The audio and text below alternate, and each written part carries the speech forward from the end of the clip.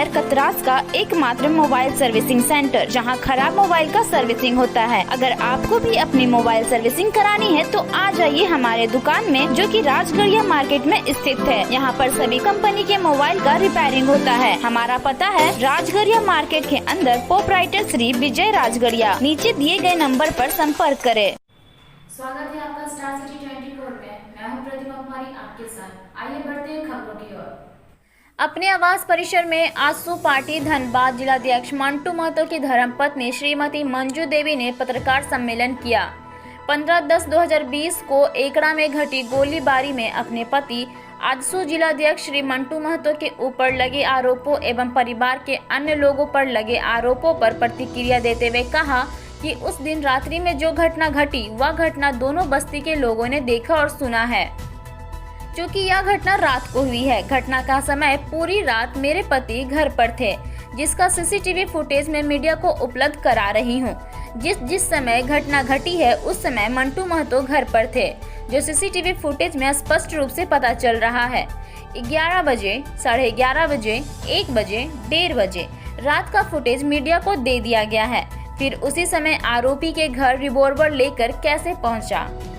उसी तरह परिवार के अन्य सदस्य भी अपने अपने आवास पर थे। राजनीतिक षड्यंत्र के तहत मेरे पति एवं परिवार के सदस्य का नाम जद अभियुक्त बनाया गया है। यहां तक कि मेरे मायके से मेरे भाई और भतीजा का भी नाम जद किया गया है, जबकि वो लोग साधारण परिवार और अपने काम से मतलब रखते हैं। मेरा भाई और भतीजा को पुलिस परेशान कर रही है। रात में जबरन दरवाजा तोड़कर घर में घुसने की धमकी देती है और प्रयास भी किया गया है। दरवाजा तोड़कर 2 बजे रात में घर में घुस गए, जैसे कोई बड़ा अपराध किया हो या बगैर सुपरविजन पूरा किए। पुलिस का इस तरह व्यवहार सिर्फ एक तरफा है। पुलिस इस तरह का व्यवहार क्यों कर रही है, समझ से परे है। मंजू देवी ने कहा, हम या हमारा परिवार अन्याय, अत्याचार या जुल्म के डर से चुप नहीं बैठेगा। हम लोग डट कर मुकाबला करेंगे। राजनीतिक साजिश है। जिला के आरक्षी अधीक्षक महोदय से आग्रह है कि घटना की सच्चाई तक जाएं और सत्य को उजागर करें। हम लोग प्रशासन के खिलाफ नहीं, जिला प्रशासन पर विश्वास है कि इस घटना का न्याय करेगी। जो लोग सचमुच में दोषी हैं उस पर कार्रवाई हो। आखिर यह घटना क्यों घटी, इसका खुलासा हो। जो लोग निर्दोष हैं उसको न्याय मिले। साथ ही कहा कि मंटू महतो छात्र, नौजवान, मजदूर, किसान का नेता है। सभी का विश्वास मंटू महतो के साथ है। साथ में फंसाए गए निर्दोष लोगों के परिजन भी सम्मेलन में उपस्थित थे।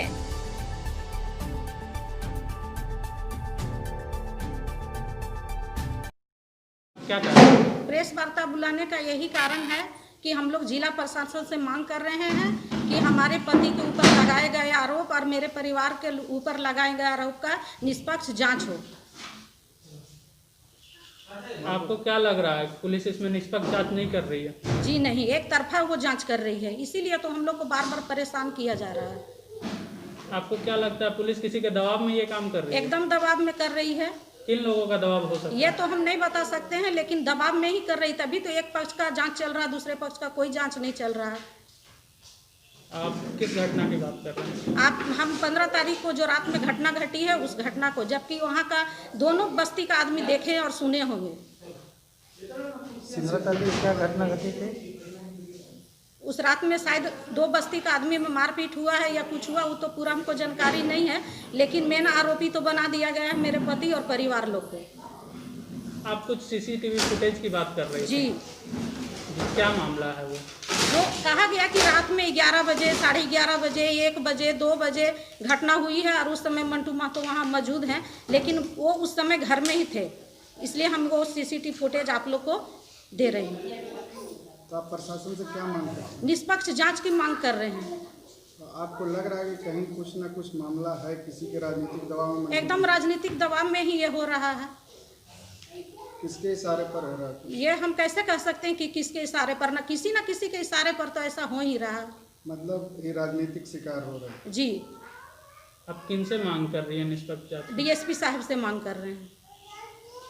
अभी तक की जो पुलिस कार्रवाई रहा है उसके हिसाब वो से एक तरफा रहा है, एक तरफा रहा है। सिर्फ हम ही लोग को परेशान किया जा रहा है। मेरे मायके में भी परेशान किया जा रहा है, जबकि वो लोग साधारण परिवार, कमाने खाने वाला आदमी, उन लोग को किसी राजनीतिक से कोई मतलब नहीं है। ये पूरे गांव के आदमी नहीं, पूरे लोयाबाद का आदमी जानते हैं कि मेरे मायके वाले किस तरह के लोग हैं।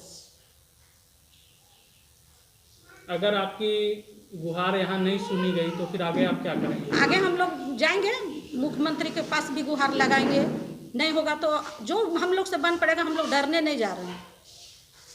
आपका नाम? मंजू देवी। आपके आज की खबरों में बस इतना ही। बने रहिए स्टार सिटी 24 के साथ।